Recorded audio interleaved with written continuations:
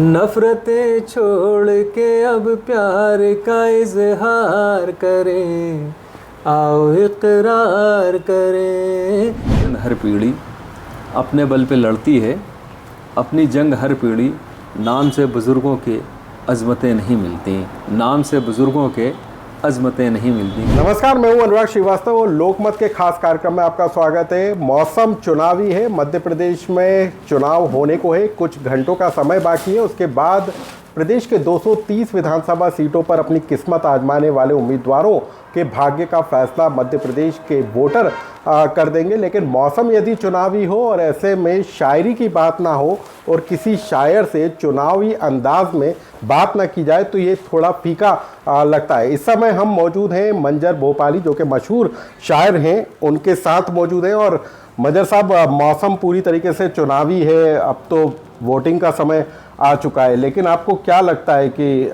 कहा जाता है कि चुनावी मौसम में तो दुश्मनों को भी दोस्त बना लिया जाता है, तो वो दोस्ती आपको नज़र आ रही है कि कोई उम्मीदवार वोटरों से अपनी दोस्ती बना पा रहे हैं? देखिए, चुनाव तो हर 5 साल बाद, हर 3 साल बाद हमारे मुल्क में आते हैं, तो हम आदी हो गए हैं वोट डालने के। हमें मालूम है कि किसको वोट देना है और किसको वोट नहीं देना है। चाहे कितने ही लोग आएँ बाहर से हमें कन्विंस करने के लिए, मगर हमने भोपाल वालों ने और ख़ास तौर से मध्य प्रदेश वालों ने एक जहन बना लिया इस बार फिर। अब वो किसी के कहने में या किसी के वादों पर या किसी की लालच पर नहीं जाएंगे। जो उन्हें करना है, जो जिसे वोट देना है वो देंगे। जहाँ तक दोस्ती और दुश्मनी की बात है तो बशीर बस का शेर है कि दुश्मनी जमकर करो लेकिन ये गुंजाइश रहे, जब कभी हम दोस्त हो जाएं तो शर्मिंदा ना हो।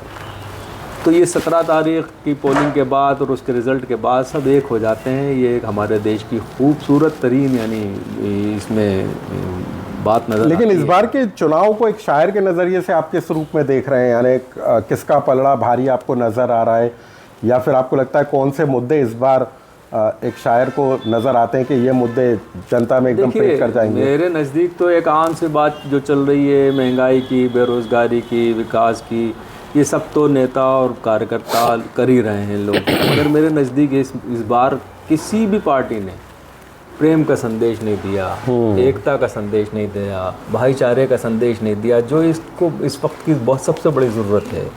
एक तरफ दुनिया जंगों में लगी है तो हम नफ़रतों में लगे हुए हैं। ऐसा लगता है कि सियासतदानों को और ख़ास तौर से एक जो सियासी तबका है उसको ख़ास तौर से नफ़रत शब्द से ही नफ़रत, मोहब्बत शब्द से ही नफ़रत हो गई है। वो मोहब्बत का जिक्र करना ही नहीं चाहते। तो आपको क्या लगता है कि राहुल गांधी की जो मोहब्बत की दुकान इस बार मध्य प्रदेश में असर दिखा सकती है क्या? देखिए, मोहब्बत हर जगह असर दिखाती है। अगर कोई इंसान बिस्तर पर है, बीमार है, उससे प्यार से जब डॉक्टर बात करता है तो वो सोचता है कि मैं एक बार और उठ के खड़ा हो जाऊंगा। तो मोहब्बत का एक लफ्ज़ है, 3-4 लफ्ज़ों का, उसे यानी आप इतनी आसानी से नज़रअंदाज नहीं कर सकते। मोहब्बत आपके रगों में पेवस्त है। सदियों से मोहब्बत का पैगाम इस मुल्क का से जाता रहा है। राम ने भी मोहब्बत की, हुजूर ने भी मोहब्बत की, श्री राम जैसी शख्सियत हो या कितने भी पैगंबर अवतार आए, सब ने मोहब्बतें की, सब ने प्यार का संदेश दिया, सब ने इस देश के लिए कुछ ना कुछ किया और एक धर्म की स्थापना करी। किसी ने प्यार की बात करी। कृष्ण की गोपियों को देख लीजिए, क्या था वहाँ पर। तो मंजर साहब, इस बार के चुनाव में आपका जो प्रेम का संदेश है वो लोगों तक पहुँचे, इसको लेकर भी आपने कुछ लिखा हो ऐसा कि जो लोगों के दिलों में सीधे उतर जाए? नहीं, मेरा तो काम ही 40 साल से ये रहा है कि सिर्फ मोहब्बत की बात करता हूँ। मेरी पूरी शायरी मोहब्बत की बात है। कल ही मुझसे कोई एक प्रेस वाले पूछ रहे थे कि साहब आप की विचारधारा क्या है, आप किसको वोट देंगे? तो मैंने यही कहा कि मेरी विचारधारा मेरी शायरी में आपको नज़र आएगी। आप मेरी शायरी पढ़ लीजिए या सुन लीजिए तो मेरी विचारधारा से आप परिचित हो जाएंगे। तो मैंने तो ज़िंदगी के हर पल में ये मोहब्बत की बात करी है। कभी किसी नफ़रत का शब्द मेरी ज़िंदगी के डिक्शनरी में नहीं है। लेकिन कोई ऐसी सर शायरी या कोई ऐसे? मैं सुनाता हूँ। अभी मेरा नया गीत है, लाजा फरमाइए। नफ़रतें छोड़ के हम प्यार का इजहार करें, नफ़रतें छोड़ के अब प्यार का इजहार करें, आओ इकरार करें, नफरतें छोड़ के हम प्यार का इजहार करें, आओ इकरार करें। नफरतें आंसुओं आहों के सिवा क्या देंगी, ये तो छुरियां हैं कराहों के सिवा क्या देंगी। इनके होने से कभी फूल नहीं खिल सकते, इन अंधेरों में कभी चांद नहीं मिल सकते। आओ अब प्यार से रोशन दरो दीवार करें, आओ अब प्यार करें। तो सर क्या लगता है कि वक्त के साथ मतदाता भी बदल रहा है?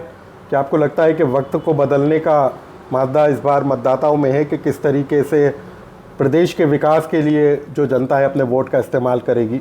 वो तो हर जब से देश आज़ाद हुआ है, एक उम्मीद के साथ मतदाता वोट करता है, अपने कैंडिडेट को देता है वोट जाके कि ये हमारे जो हम सपने देख रहे हैं उन सपनों में कहीं ना कहीं कोई ताबीर ये हमारी मुकम्मल कर देगा। मगर फिर मायूस हो जाते हैं, फिर अगला इलेक्शन आता है, फिर वही सारा सिस्टम आता है, फिर वही ठगा सा हो जाता है हमारा मतदाता। बहरहाल इस बार बहुत मैं देख रहा हूँ कि लोग अपनी राय का इजहार नहीं कर रहे, यानी जो करीब से करीब तक दोस्त हैं उनको भी नहीं बता रहे कि मैं किसको सपोर्ट करूँगा या किसके खिलाफ वोट डालूँगा। तो ये एक अच्छी बात देखने में आई है। फिर हमारी एक नई पीढ़ी जो पिछले 10-12 साल में तैयार हुई है, वो अपने लिए एक अजीब सी सोच लेके आई है। उसे सिर्फ रोज़गार चाहिए, उसको सिर्फ अच्छी माहौल चाहिए। वो नहीं चाहता कि घुटन भले माहौल में, वो नफ़रत भरे माहौल में जी सके। जंग हर पीढ़ी अपने बल पे लड़ती है, अपनी जंग हर पीढ़ी नाम से बुज़ुर्गों के अज़मतें नहीं मिलती, नाम से बुज़ुर्गों के अज़मतें नहीं मिलती। कोई भी पीढ़ी हो, उसे अपने लिए ख़ुद रास्ता बनाना पड़ता है। ज़िंदगी कोई आसान काम नहीं है कि वोट देखकर उनके फ़राइज़ पूरे हो गए। वोट देने के बाद आप अपने उस कैंडिडेट को, अगर वो जीत के आता है तो उस पर प्रेशर बना के रखिए, उसके साथ चलिए कि भैया हमारे ये काम करो, विकास करो, तुम जो कुछ करना है करो, मगर हमसे जो वादे किए हैं वो मुकम्मल करो। तभी आप जाकर अपने देश को खूबसूरत से खूबसूरत बना सकेंगे, अपने सपनों को साकार कर सकेंगे, विकास के रास्ते में आप बहुत आगे बढ़ सकते हैं। तो मशहूर शायर मंजर भोपाली साहब हैं जो अपने विचार हमारे साथ साझा कर रहे थे कि इस बार के चुनाव में जो नफ़रत है उसको कैसे दूर किया जा सकता है, और ख़ास आप अपने सपनों को पूरा करने के लिए, प्रदेश के निर्माण के लिए इस बात के लिए ज़रूरी है कि आप अपने वोट का इस्तेमाल ज़रूर करें, और सिर्फ वोट का इस्तेमाल ना करें बल्कि आपके वोट के बूते पर जो जीतकर विधानसभा में पहुंचता है वो विधानसभा में आपकी आवाज़ को बुलंद कर सके, आपके शहर, आपकी विधानसभा का विकास कर सके, उसके लिए भी उस पर दबाव बनाने का काम ज़रूर करें। तो भोपाल से लोकमत के लिए मैं अनुराग श्रीवास्तव की रिपोर्ट।